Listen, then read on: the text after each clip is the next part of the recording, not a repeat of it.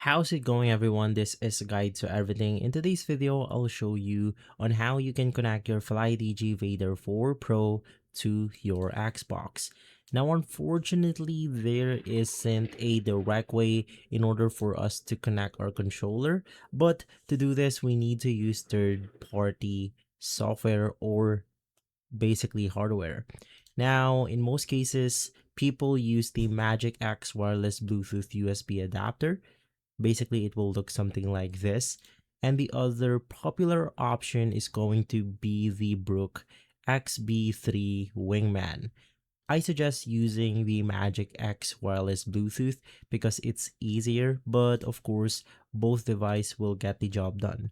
Now, basically, this hardware right here is what we call adapter. It translates the controller's control onto the language where the Xbox understand it. So as you can see, the Xbox option right here is fully compatible. What you need to do is to plug the USB adapter or the USB plug onto the Xbox itself. And then you want to plug the controller or the Flydigi Vader 4 to the other end, and basically this will begin to translate the controller understanding the Xbox right here. And so that's how you connect the Flydigi Vader 4 Pro to your Xbox.